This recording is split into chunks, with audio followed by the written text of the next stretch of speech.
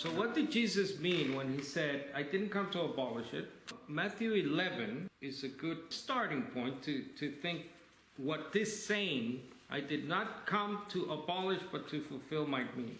When the Baptist was in prison, he heard what Jesus was doing. He sent word through his own disciples to ask Jesus, are you the one that we expected?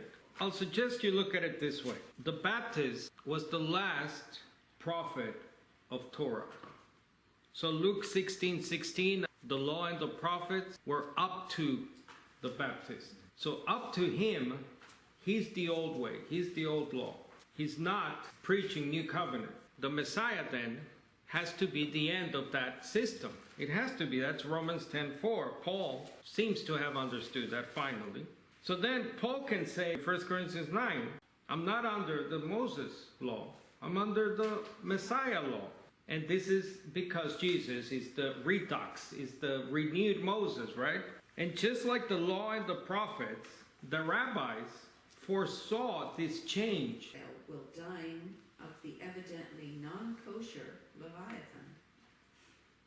Can you read, Tracy, the following two quotes there?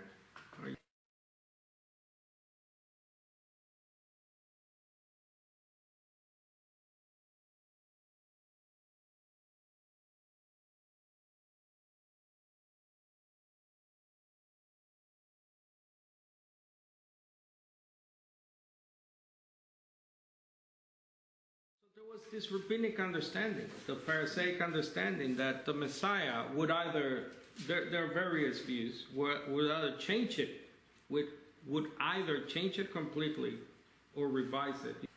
The kingdom is now in one way, but not in another way. It's now in the way of the law, the new law. We're supposed to live as kingdom people now with the Messianic age law now. See, the thing is that for the Jew, for practicing rabbis today, right, they're still under the old law because the new law can only be lived when the Messiah is actually here. That's the only way.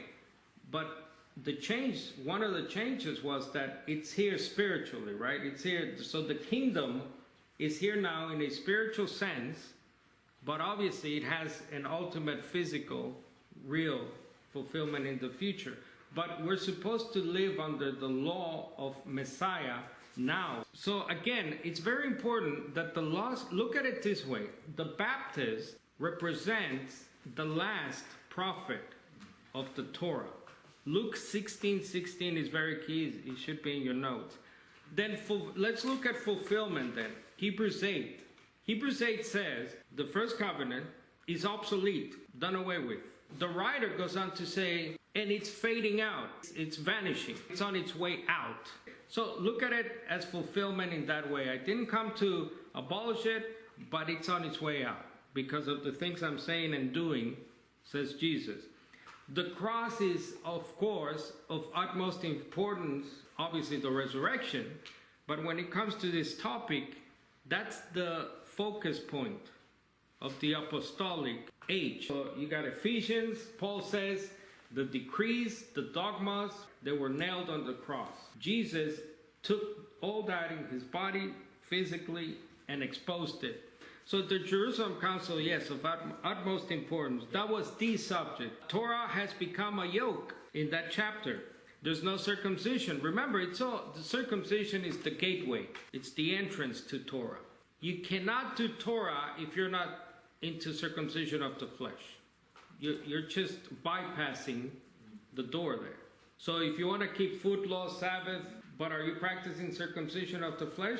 That's why that was the question in Acts 15. Shouldn't we circumcise the Gentiles? They say, the Jewish Christians, by the way, so they can keep the law of Moses.